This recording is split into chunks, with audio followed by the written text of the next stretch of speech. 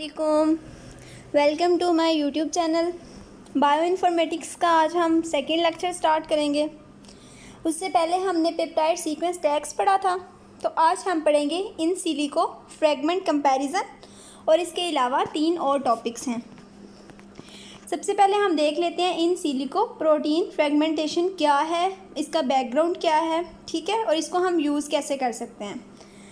अब देखिए MS1 mess spectrometry 1 वो क्या हमें बताता है, इंटैक्ट मैस ऑफ मॉलिक्यूल्स, मतलब वो हमें प्रोटीन्स का ऐसा मास बताता है जो कि फ्रेगमेंटेशन से पहले है।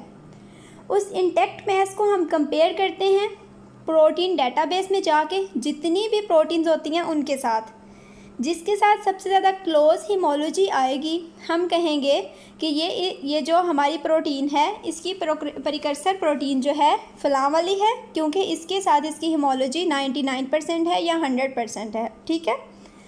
लेकिन अब क्या हो कि जब हमारा जो एक सैंपल है उसको हम जब कंपेयर करें तो हमें रिज़ल्ट्स में एक से ज़्यादा प्रोटीन्स के साथ हिमोलॉजी मिल जाए, ठीक है, रिजेम्बलेंस एक से ज़्यादा प्रोटीन के साथ हो, तो फिर हम क्या करते हैं, MS2 परफॉर्म करते हैं। MS2 क्या है, mess spectrometry 2।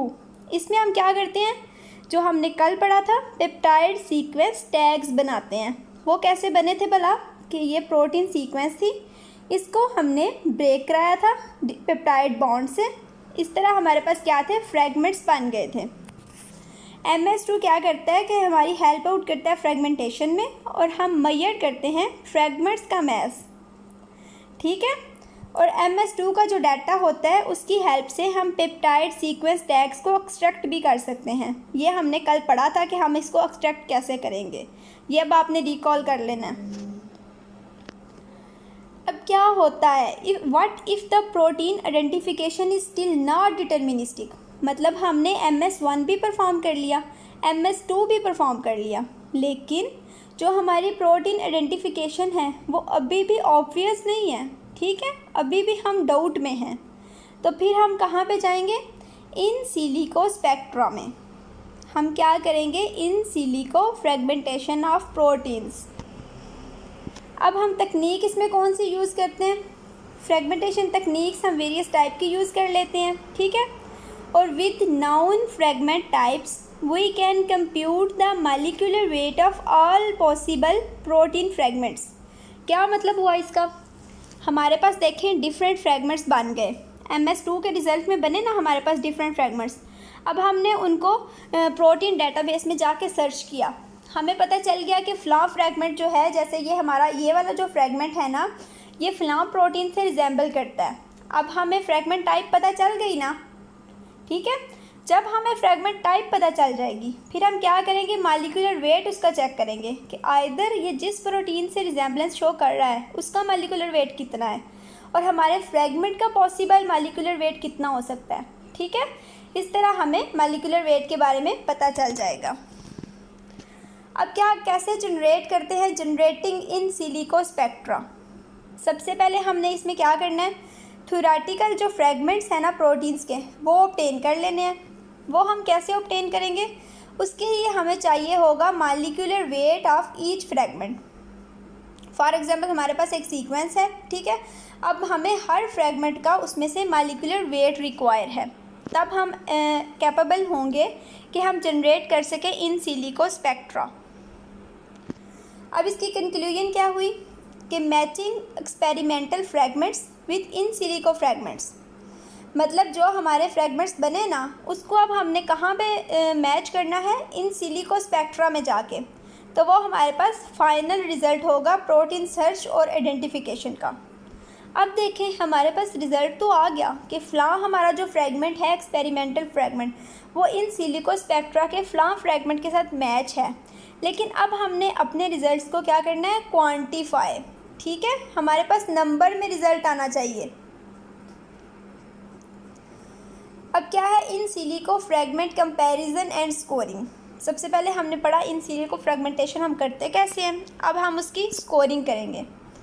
Experimental MS2 fragments can be compared with the in silico spectra of protein from the database, मतलब जो हमारे फ्रेगमेंट आए ना MS2 के उसको अब हमने कहाँ कंपेयर किया, इन सिलिको स्पेक्ट्रा में। अब हमने इन कंपैरिजन की स्कोरिंग कैसे करनी है। फर्स्ट वन क्या करना है, इन सिलिको स्पेक्ट्रा और in vitro peaks. In vitro peaks कौन सी हैं, जो हमारे सैंपल की पीक्स हैं, उन दोनों के दरमियान मैच काउंट करने हैं। यानी एक इन सिलिको स्पेक्ट्रा ये है तो हमारी इन विट्रो पीक भी इधर तक ही आई है, हमने मैच कर लेना है कि हमारे पास एक मैच बन गया। अब हमने इक्विवेलेंट स्कोर देना है कैंडिडेट प्रोटीन को सेकंड स्टेप में जाके। सेकंड स्टेप क्या है, इक्विवेलेंट स्कोर देना। फर्स्ट स्टेप क्या था, मैचिंग, सेकंड है इक्विवेलेंट स्कोर देना। अब थर्ड वन क्या है, वे करना, ठीक है, वेट फाइंड आउट करना हर मैच का, और उसमें मैच एरर जो हमने लास्ट लेक्चर में पढ़ा था, रूट मीन स्क्वायर एरर और रूट मीन स्क्वायर एरर, ये हमने लास्ट लेक्चर में पढ़ा था, ठीक है, उसको ऐड करके वे करना और जो स्कोर हमारे पास सारा आया है उसको इकट्ठा कर लेना, अकोमुलेट कर लेना। कंक्लूजन इसमें हमारे पास क्या आया, with all possible fragments in silico spectrum and reported fragments in experimental spectrum. अब देखें इन सिलिको स्पेक्ट्रम के जितने थे फ्रेगमेंट्स और हमारे रिपोर्टेड फ्रेगमेंट्स जितने थे उनको हमने मैच किया और उनकी रैंकिंग कर ली। और स्कोरिंग स्कीम में ना एरर का मार्जिन भी होना चाहिए, उसको भी काउंट करना चाहिए, ठीक है।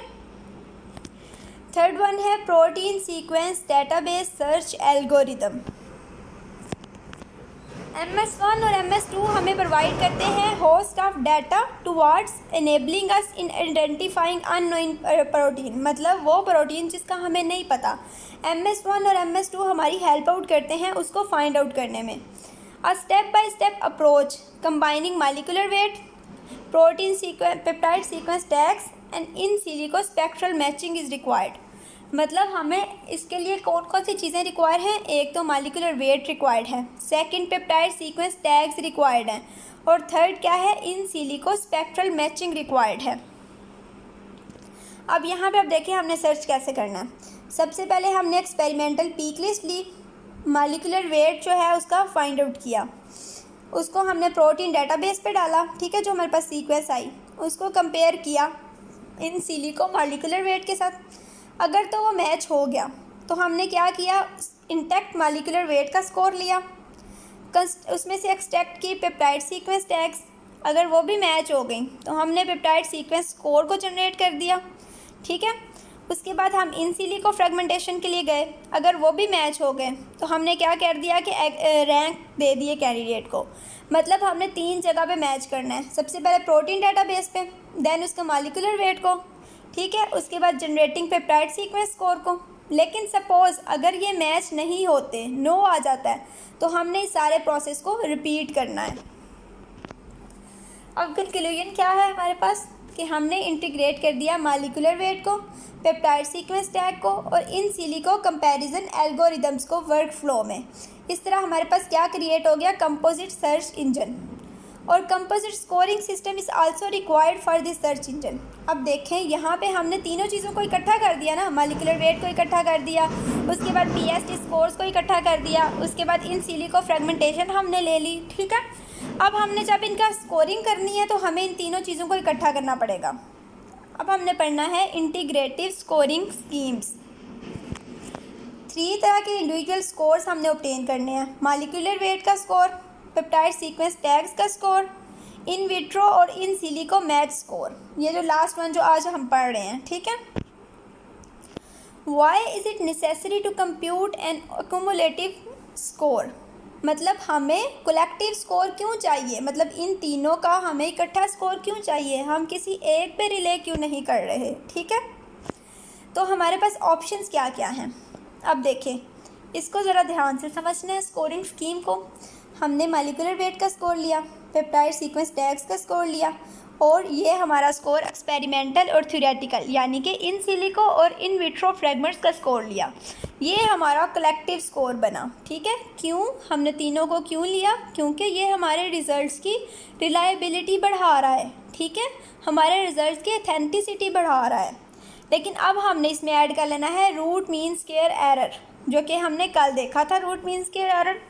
मॉलिकुलर वेट कर लिया, पेप्टाइड सीक्वेंस टैग्स कर लिए और इन सिलिको फ्रेगमेंटेशन कर ली। इसके लिए हम स्पेसिफिक सॉफ्टवेयर वगैरह यूज़ कर सकते हैं। इसका कंक्लूजन हमारे पास क्या आ गया कि composite scoring schemes are needed to combine scores coming in form multiple criteria, मतलब हमारे पास तीनों सोर्सेज से रिजल्ट आ रहा है तो उसकी अथेंटिसिटी ज़्यादा हो जाएगी।